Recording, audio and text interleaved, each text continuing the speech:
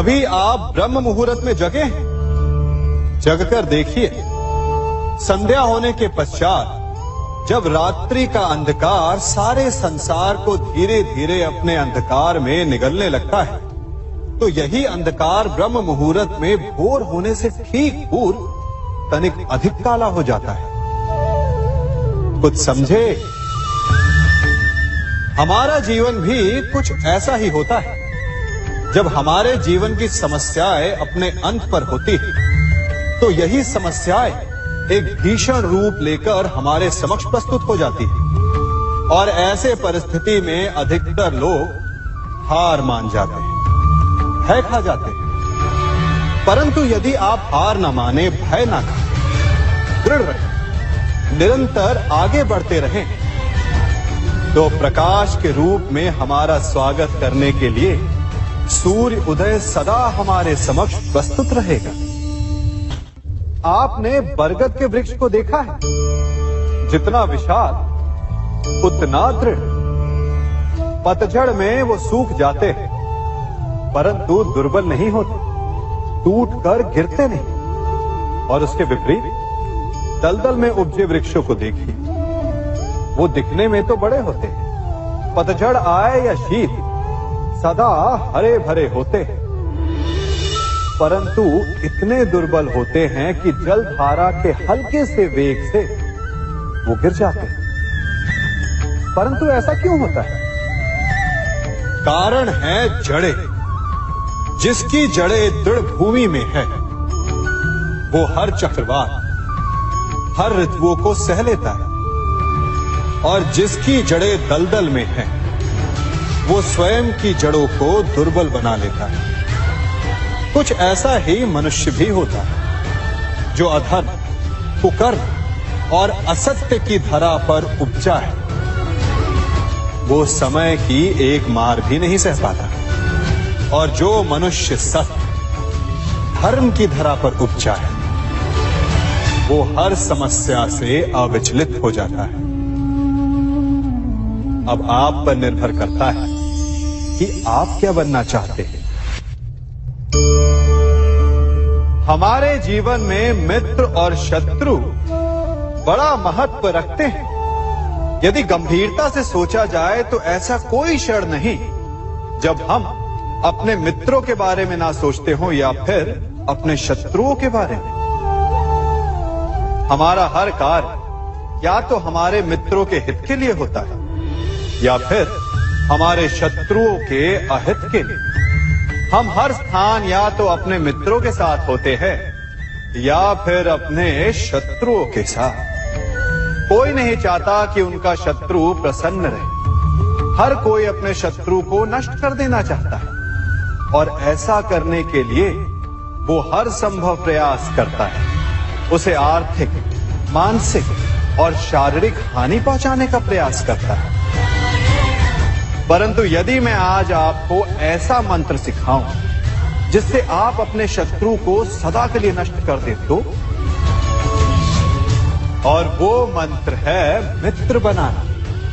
अपने सभी शत्रुओं को अपना मित्र बना लीजिए और आपके सारे शत्रु स्वतः ही समाप्त हो जाएंगे।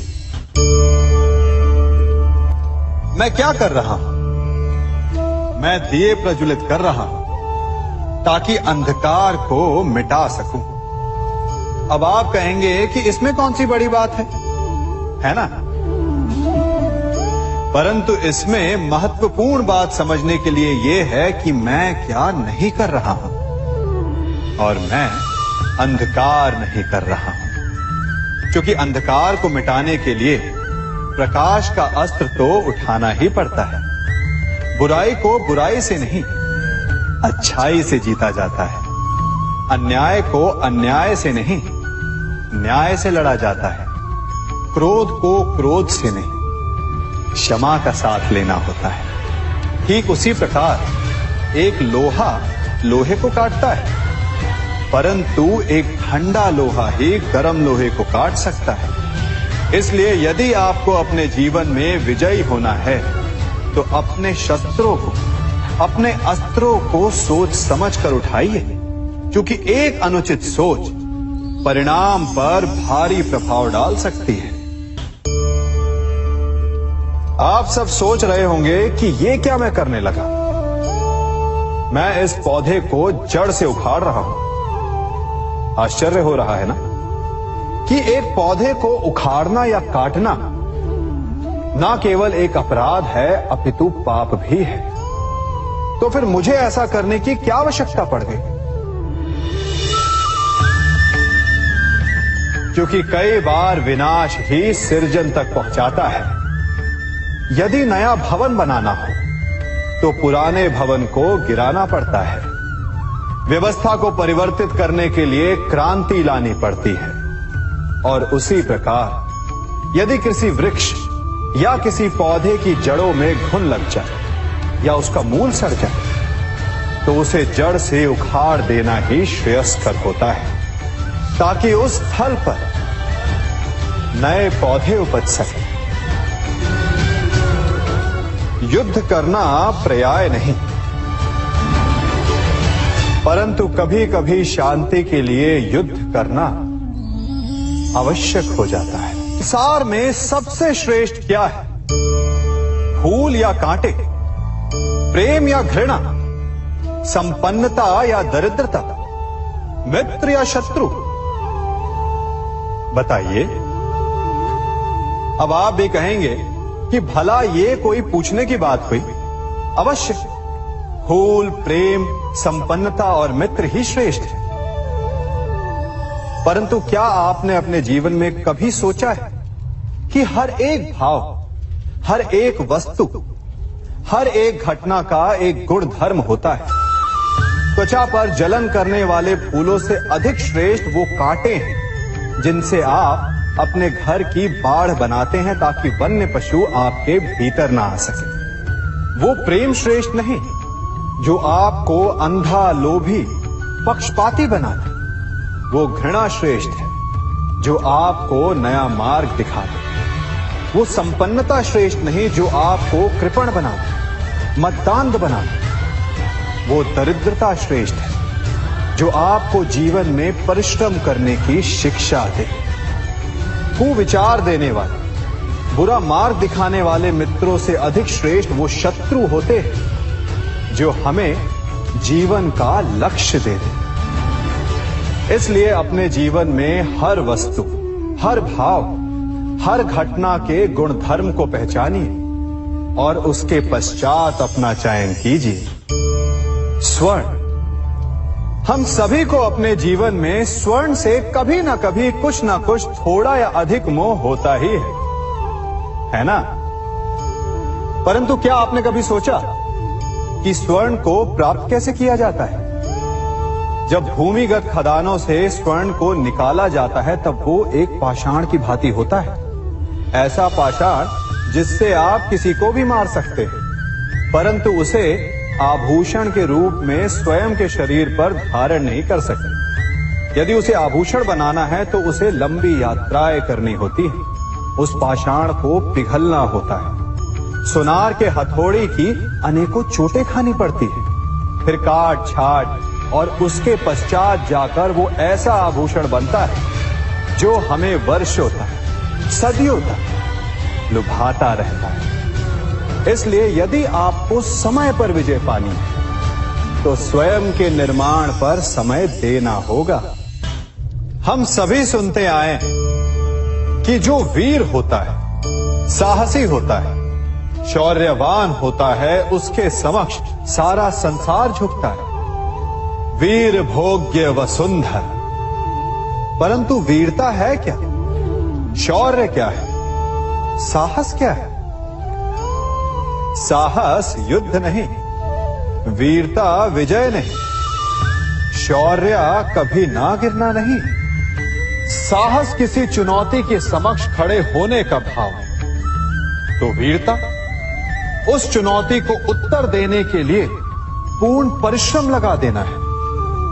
और शौर्य का अर्थ है गिरकर फिर से उठने का साहस रखना, बार बार प्रहार करके वीरता दिखाना, निरंतर प्रयास करते रहना, निरंतर परिश्रम करते रहना। इसलिए विजयी होने से अधिक महत्वपूर्ण है शौर्यवान होना, क्योंकि जो शौर्यवान है उसे विजय मिलना निश्चित है। कभी किसी पक्षी को घोंसले की नींव बनाते देखा है? अथक परिश्रम करके तिनका तिनका बिटोर कर वो पक्षी अपना घोंसला बनाता है, अपनी संतान के लिए एक सुरक्षित घर बनाता है। और फिर कहीं से तीव्र आंधी आती है, भारी वर्षा होती है और उसका घोंसला तिनका तिनका करके बिखर जाता है। फिर वो पक्षी क्या करता है? वो रोता नहीं, ना ही विलाप करता है। वो बिना विलंब करे फिर से अपना घोंसला बनाना प्रारंभ कर देता है और सफलता पाता है। फिर हम क्यों छोटी छोटी असफलता से भयभीत होकर परिश्रम करना छोड़ देते हैं? एक बात सदा स्मरण रखिएगा, हर वृक्ष कुल्हाड़ी की एक मार से नीचे नहीं गिरता, हर चट्टान घन के एक प्रहार से नहीं टूटती। सफलता पाने के लिए अनावरत परिश्रम करना ही मात्र एक मार्ग है। स्वीकारण, सत्य का स्वीकारण मनुष्य के लिए बहुत ही महत्वपूर्ण है। जब तक मनुष्य सत्य को स्वीकार नहीं करता, उसे असत्य से लड़ने की शक्ति प्राप्त नहीं होती। जब आप भोजन करते हैं तो क्या होता है? आपका पेट स्वीकारता है कि वो भर चुका है और आप भोजन करना बंद कर देते हैं। जब आपको निद्रा आती है तो क्या होता है? आपका मन स्वीकारता है कि आपका शरीर थक चुका है और उसे विश्राम की आवश्यकता है। उसी प्रकार जब आपको किसी व्यसन को रोकना हो तो आपको स्वीकारना पड़ता है कि बहुत हो चुका, चाहे वो लालच हो या मदिरापान। उस व्यसन का त्यागना तभी प्रारंभ होता है जब आप ये स्वीकार कर लेते हैं कि आप उस व्यसन के बंधक हैं। हम में से ऐसा कोई नहीं जिनकी परछाई उनसे दूर रहती। हमारी परछाई सदैव हमारे साथ रहती है। कदाचित हमारी परछाई हमारे कर्मों के फलों का संकेत है। कदाचित इसी कारण कई बार हमें अपनी परछाई से भय भी लगता है, परंतु इस भय से निवारण पाने का एक साधन अवश्य है। वो है सूर्य की ओर मुख करना या किसी प्रकाश के स्रोत की ओर मुख करना, क्योंकि तब हमें हमारी परछाई दिखाई नहीं देती। यदि इसे जीवन के संदर्भ में देखें तो ये प्रकाश का स्रोत शुभ कर्मों की चेतना है। यदि आपके मन में शुभ कर्म करने की इच्छा है तो आपको कभी भी अपने कर्मों के फल का भय नहीं होगा, क्योंकि यदि आपका मन शुद्ध होगा तो आपके कर्म शुद्ध होंगे और शुद्ध कर्मों का फल कभी अशुद्ध नहीं हो सकता। आज मैं आप सबको एक कथा सुनाता हूं। एक दिन प्रातः एक व्यापारी अपने घर से निकला। घर से निकलते ही एक बिल्ली ने उस व्यापारी का मार्ग काट दी। व्यापारी घबरा गया। वो फिर से घर लौट गया और शुभ घड़ी की प्रतीक्षा करने लगा। और जब वो पुनः अपने घर से निकला तब वो वाहन जा चुका था जिससे राजा तक पहुंचकर उसे भेंट देनी थी। राजा को भेंट नहीं मिली। राजा क्रोधित हो गए। राजा ने उस व्यापारी का व्यापार बंद करवा दिया। इस कारण व्यापारी क्रोधित होकर घर पर अपनी पत्नी से लड़ बैठा। पत्नी अपने बच्चों समेत मैके वापस चली गई और उस व्यापारी के जीवन में यदि कुछ रह गया था तो केवल अंधकार। और इन सब का कारण वो उस बिल्ली को मानता रहा जिसने उसका मार्ग काटा था। ऐसा ही एक दूसरा व्यापारी राजा को भेंट देने निकला और उस व्यापारी का मार्ग भी एक बिल्ली ने काट दिया। वो व्यापारी तनिक घबराया, परंतु उसने आगे बढ़ना अधिक उचित समझा। राजा तक वो समय पर पहुंचा। उसने राजा को भेंट की। राजा प्रसन्न हुए और राजा ने व्यापारी को अपना व्यापार बढ़ाने की अनुमति दी। स्वर्ण आभूषण दिए। जब व्यापारी घर पर पहुंचा तो पत्नी को आभूषण और अपने बच्चों को देने के लिए वस्त्र थे उसके पास। हर ओर प्रसन्नता थी। समझ रहे हैं ना, दोनों के साथ एक ही प्रकार की घटना हुई, परंतु दोनों की प्रतिक्रिया भिन्न थी। ऐसा ही हमारा जीवन भी है। हमारे जीवन में प्रारब्ध का अपना स्थान है, परंतु उससे कई अधिक महत्वपूर्ण हमारी प्रतिक्रिया, हमारे सोच का प्रभाव है। क्योंकि यही हमारे जीवन को आकार देते हैं। इसलिए अपनी सोच को सकारात्मक रखिए। आपका जीवन सदैव आनंदमय रहेगा।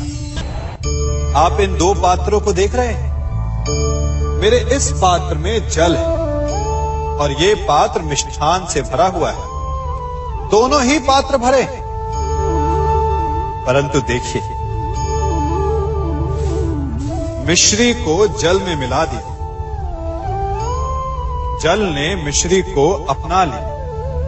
मिश्री ने अपना अस्तित्व खो दिया, परंतु जल को अभिमान है कि उसका अस्तित्व अभी भी बना हुआ है।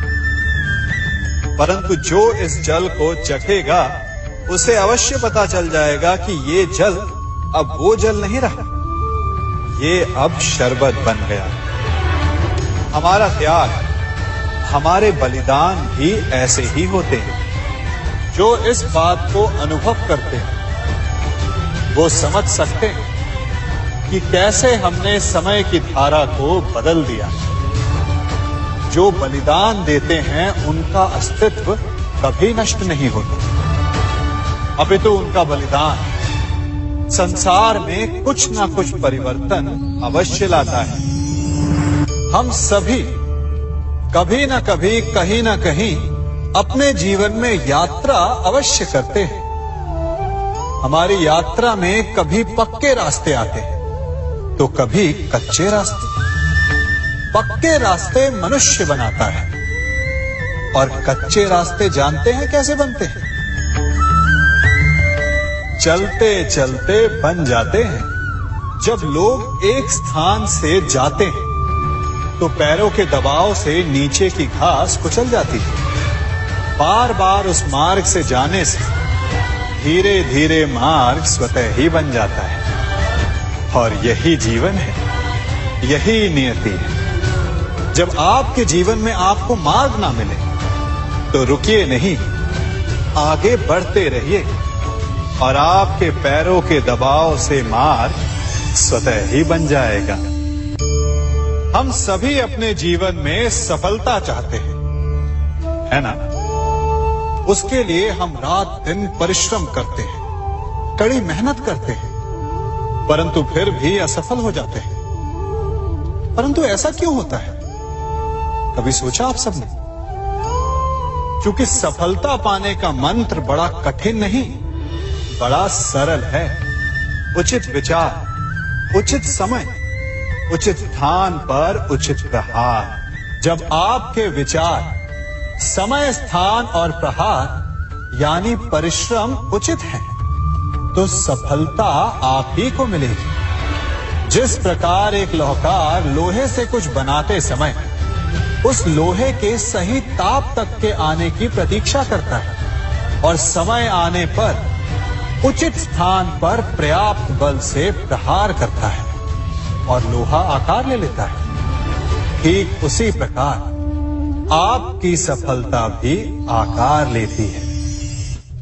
हम सभी को अपने जीवन में कभी ना कभी निराशा मिलती है, असफलता मिलती है और अधिकतर लोग इसके पश्चात भाग्य का रोना लेकर बैठ जाते हैं। कुछ कहते हैं कि जिस स्थान पर मैं हूं उससे कई ऊंचे स्थान पर होने के योग्य था, परंतु नहीं जा पाया।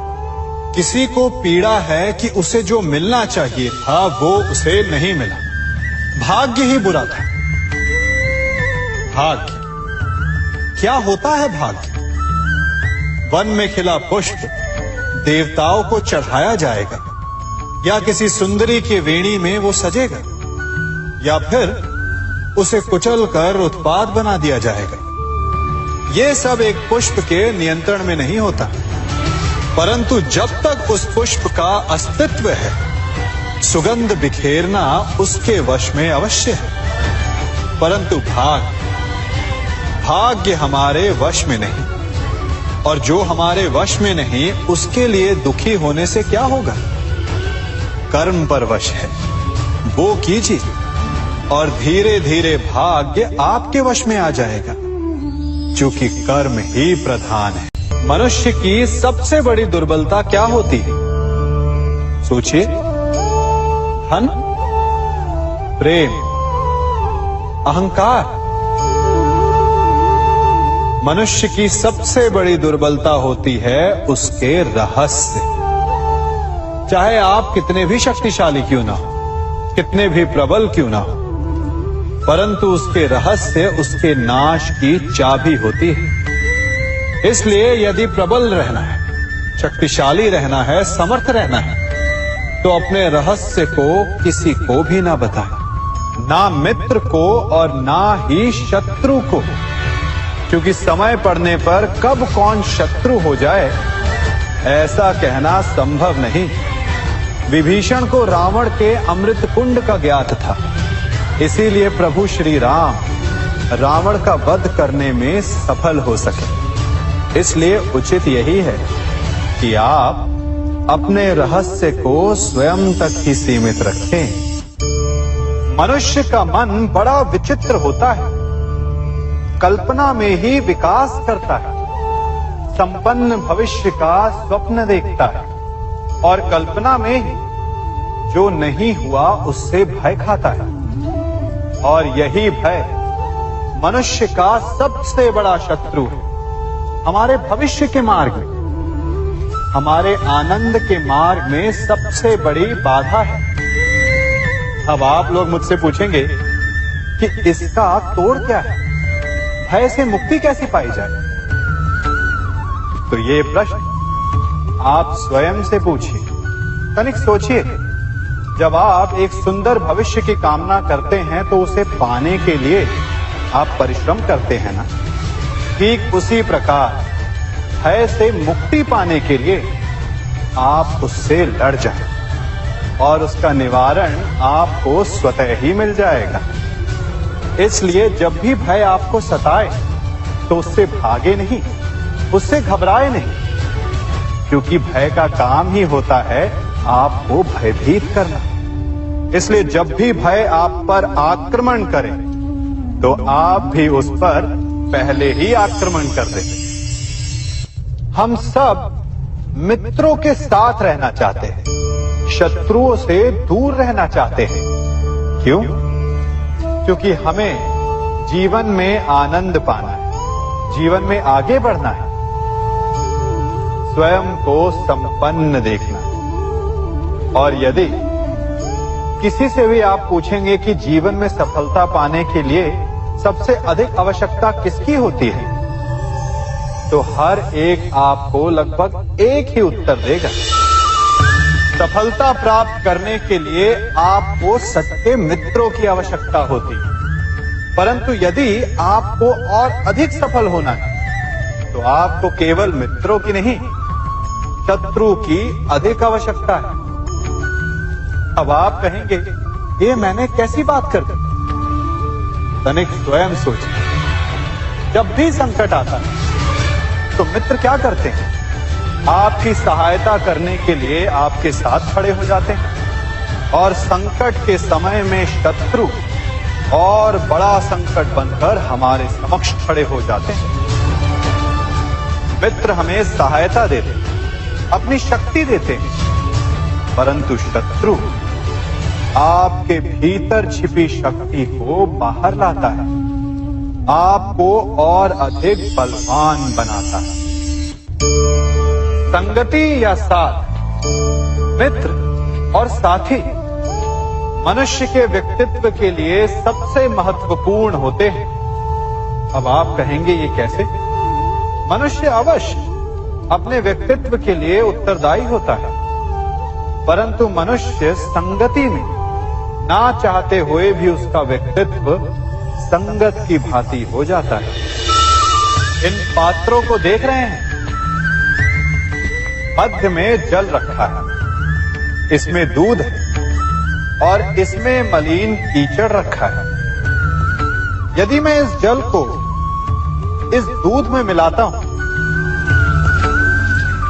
तो ये जल दूध बन जाता है, और यदि इसी जल को इस मलिन कीचड़ में मिलाता हूं तो क्या हुआ? ये जल कीचड़ बन गया। ऐसी कोई युक्ति नहीं कि जल बिना घुले मिले दूध या कीचड़ में अपना अस्तित्व बनाए रखे या उनसे अलग रहे। और ठीक ऐसा ही मनुष्य के जीवन में भी होता है।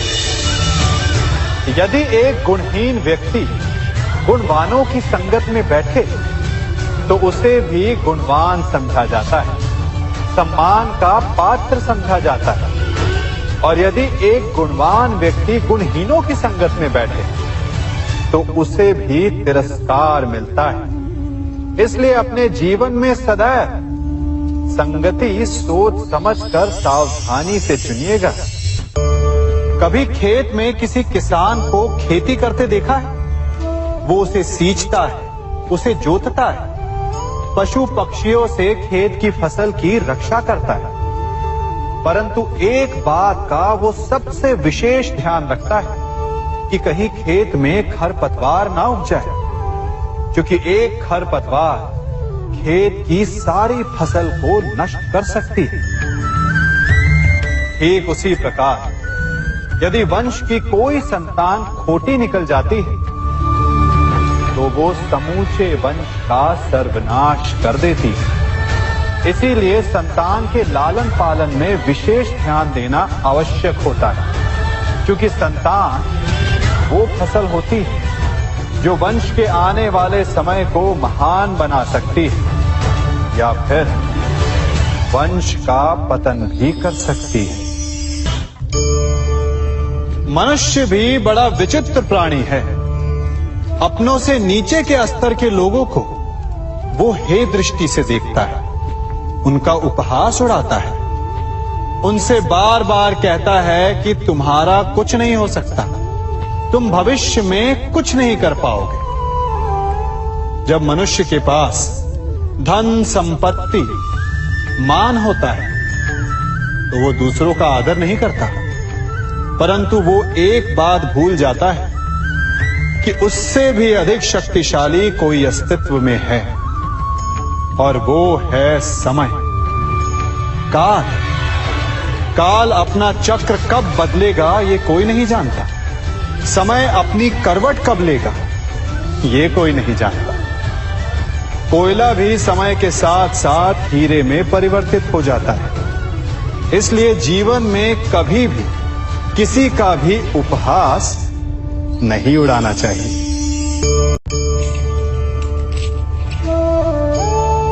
बड़ी विकट समस्या है। मुझे स्मरण ही नहीं हो रहा कि इस गुच्छे की कौन सी चाबी इस ताले को खोलेगी। बड़ी देर से प्रयास कर रहा हूं, परंतु ये ताला खुल ही नहीं रहा।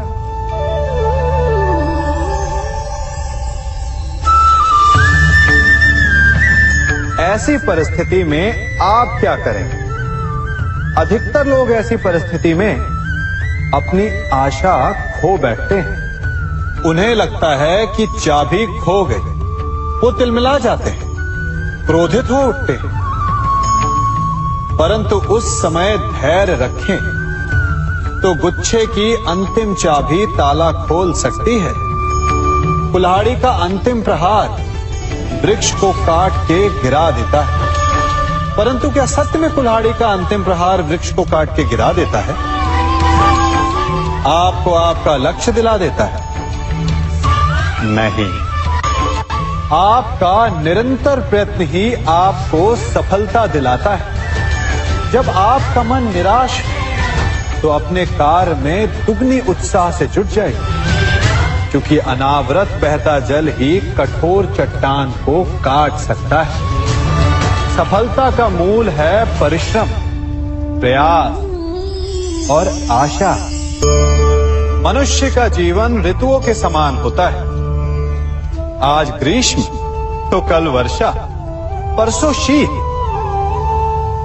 तनिक संकट आया तो हम संयम खो बैठते हैं, तनिक ऋतु बदली तो हम अधीर हो जाते हैं। अपने आक्रोश में, अपने क्रोध में हम उनसे ही संबंध बिगाड़ लेते हैं जो हमारे अपने होते हैं। क्यों ऐसा होता है ना?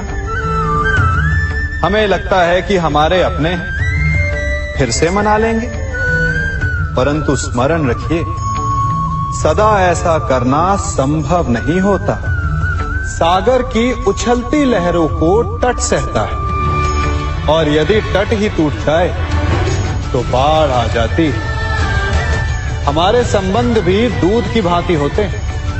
दूध तपकर उबल सकता है, परंतु यदि उसमें खटास आ जाए तो वो फट भी जाते हैं। और फटे दूध को चाहे जितना मत लो, उसमें से माखन नहीं निकलेगा। इसीलिए अपने संबंधों को संभल कर निभाना चाहिए। कभी चुंबक को देखा है कैसे वो लोहे की ओर आकर्षित होता है, और कैसे वो लोहे को अपनी ओर आकर्षित करता है? चूंकि उसके स्वभाव में ही आकर्षण है।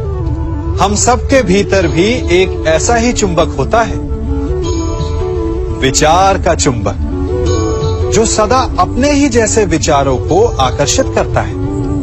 हम जो बोते हैं वही काटते हैं। उसी प्रकार हम जैसा सोचते हैं वैसा ही पाते हैं। साधु ईश्वर का नाम जपता है तो उसे ईश्वर मिल जाता है। अर्थात फल हमारी सोच पर निर्भर करता है। ओस की बूंद यदि केले के पत्ते पर गिरे तो वो कपूर बन जाती है। सीप में गिरे तो मोती, और यदि विषधर के मुख में गिरे तो विष। बूंद एक है, परंतु उसके प्रारब्ध भिन्न है, क्योंकि उसे आकर्षित करने वालों का व्यवहार भिन्न है। इसलिए यह आप पर निर्भर करता है कि आपको भविष्य में विष चाहिए या अमृत। स्मरण रखें, हम वही बन जाते हैं जैसा हम सोचते हैं, जैसा विश्वास रखते हैं। यह आपका विश्वास ही है जो ये निर्धारित करेगा कि आपको विष मिलेगा या अमृत। इसलिए अपनी सोच को सुदृढ़ रखिए, सकारात्मक रखिए, और फल भी सकारात्मक ही आएगा। जब से ये सृष्टि बनी है, नदी की धारा और चट्टान के मध्य सदा संघर्ष रहा है, परंतु हर बार चट्टान की कठोरता को हारना पड़ता है, और नदी की धारा कोमल होते हुए भी कठोर चट्टान को काट देती है। कभी सोचा है क्यों चट्टान इतनी कठोर और जल इतना कोमल, चट्टान इतनी दृढ़ और जल इतना लचीला? फिर भी सदा जल कठोर चट्टानों के मध्य से अपना मार्ग बना ही लेती है। कारण केवल एक है, और वो है लगातार चलने की क्षमता। जल बढ़ता रहता है, चट्टान अडिग रहती है। इसी कारण जल चट्टान को काटकर मार्ग बना लेता है। इसलिए लगातार चलते रहिए, रुकिए मत, क्योंकि चट्टान जैसी हर समस्या को आप भी जल की तरह काट सकते हैं। इस फल को देख रहे हैं आप? अभी अभी अपनी डाल से अलग हुआ है। बड़ा दुख होता है ना जब आप अपने उद्गम से अलग होते हैं, परंतु ये दूरी भी आवश्यक है। अब इस फल को ही ले लीजिए। अपने जीवनदाता वृक्ष से अलग होकर ये ना केवल किसी की भूख शांत करेगा, अपितु इसके भीतर के बीज से एक नए वृक्ष का सृजन भी होगा और कई फल जन्मेंगे। सृजन की प्रतिक्रिया में पीड़ा आवश्यक है। यदि पीड़ा नहीं होगी तो सृजन नहीं होगा। पीड़ा अपने उद्गम से दूर होने, पीड़ा अपनों से दूर होने। इस फल की भांति हम मनुष्यों को भी अपने उद्गम से, अपने सगे संबंधियों से अलग होना पड़ता है। और यही अलगाव एक नए सृजन को, एक नई सृष्टि को, एक नए विकास को जन्म देता है। इसलिए ऐसे अलगाव से दुखी मत होइए, उसका स्वागत कीजिए, क्योंकि ये विकास की नींव है। अपराध वो भावना है जिसके कारण संसार में सदा दुख ही व्याप्त रहता है। हम सब अपराधियों से घृणा करते हैं, उन्हें कोसते हैं, परंतु क्या कभी विचार किया है कि कोई भी जन्म से अपराधी नहीं होता? तो ऐसा क्या कारण है कि कोई इतना बुरा बन जाता है कि वो बुराई की सीमाएं ही पार कर जाए? कारण है कामना। यदि कामना पर नियंत्रण ना रखा जाए, यदि कामना को पूर्ण करने के लिए परिश्रम ना किया जाए, तो वो तृष्णा में बदल जाती है, और तृष्णा लालच में, और लालच छल में, और छल करते ही मनुष्य अपराध की ओर अपने पग बढ़ा देता है। इसलिए ये अत्यंत आवश्यक है कि मन की कामनाओं पर नियंत्रण रहे। यदि मन पर नियंत्रण रहेगा तो अपराध पर स्वयं ही नियंत्रण हो जाएगा। हम सबका मन करता है कि हम जीवन में ऐसे शिखर पर पहुंचे जहां हमसे ऊपर कोई ना हो, जहां हमें कुछ करने की आवश्यकता ना पड़े, है ना? कुछ लोग इस शिखर पर पहुंच भी जाते हैं, परंतु उनका मन सदा विचलित रहता है। इतनी मनोरंजक बात है ना कि जिस विश्राम को पाने के लिए हम इतनी मेहनत करते हैं, इतना परिश्रम करते हैं, वो हमें मिलता ही नहीं। कारण स्वयं सोचिए, वन का राजा होने के पश्चात भी सिंह को अखेट के लिए परिश्रम क्यों करना पड़ता है? सोचिए। मैं बताता हूं, क्योंकि राजा होने का अर्थ ये नहीं कि वो सदा सोता रहे और मृग स्वयं उसके समक्ष आकर कहेगा कि आइए महाराज, मुझे खाकर अपनी भूख मिटाइए। तो समझ लीजिए, कार्य आपके परिश्रम से संपन्न होते हैं, केवल कामना से नहीं। यदि आप नीचे हैं तो सदा स्मरण रखें कि आपका परिश्रम ही आपको ऊंचाइयों पर ले जाएगा, और यदि आप ऊंचाई पर हैं तो वहां पर भी रहने के लिए आपको निरंतर परिश्रम करते रहना होगा। अर्थात परिश्रम से मुक्ति नहीं है, क्योंकि परिश्रम ही जीवन है। सबसे अधिक महत्वपूर्ण क्या है? जीवन, या जो जीवन में पाया, यात्रा, या यात्रा पूर्ण करने के बाद पाया गया लक्ष्य, कर्म या उसके फल? बहुत ही महत्वपूर्ण परंतु विकट प्रश्न है ना? परंतु तनिक धीरज से सोचेंगे तो इसका उत्तर अधिक कठिन नहीं है। यदि जीवन यात्रा है तो उसका लक्ष्य क्या होना चाहिए? स्वयं सोचिए। मान, संतान, धन? नहीं ना। अंतिम लक्ष्य है परम आनंद, और ये अचानक से नहीं मिलता। इसे पाने का केवल एक ही उपाय, और वही आपका कर्म, वही आपकी यात्रा भी, और वही आपका प्रारब्ध भी है। और आपको कौन बताता है कि आपके लिए सही क्या है? वो है आपका मन, जो मस्तिष्क की भांति हानि और लाभ नहीं सोचता, जो आपको ये बताता है कि शुभ किसमें, संसार का कल्याण किसमें, आनंद किसमें। यदि आपका मन संयमित है तो वो आपका सबसे महत्वपूर्ण मार्गदर्शक है, जो आपकी यात्रा, आपका लक्ष्य, आपके कर्म और उसके फलों को सबको शुभ बना सकता है।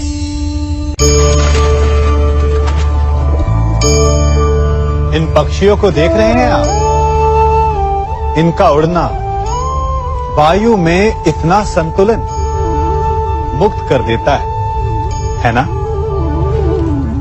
इन्हें उड़ते देख आपके मन में भी इच्छा होती होगी कि इन्हीं की भांति आप भी स्वतंत्रता से उड़ पाएं। ईर्ष्या होती है ना जब आप इन्हें खुले आकाश में ऐसे विचरण करते देखते हैं। पर कभी सोचा है इस उड़ान को, इस स्वतंत्रता को पाने के लिए कितना परिश्रम, कितना अभ्यास किया होगा इन्होंने? आकाश में उड़ने से पूर्व धरती पर कितना गहन परिश्रम किया होगा इन्होंने। इनके माता पिता ने पहली बार जब इन्हें पंख फड़फड़ाने को उकसाया होगा तो कितनी बार घिरे होंगे। पहली बार वायु में उड़ते समय कितना भय लगा होगा इन्हें। अपनी पहली उड़ान के पश्चात धरती पर उतरते समय गिरकर कितनी चोट खाई होगी। इस उड़ान का, इस स्वतंत्रता का ये मूल है। यदि आप ये दे सकते हैं तो अवश्य आप भी इस स्वतंत्रता को पा सकते हैं। इन पक्षियों की भांति ही अपने चारों ओर जब भी आप किसी सफल मनुष्य को देखें तो उससे ईर्ष्या ना करें, उसके परिश्रम और पीड़ा को समझने का प्रयास करें जो उसने यहां तक पहुंचने में पाई है। प्रेरणा लें, प्रयास करें और स्वयं भी सफल हो जाएं।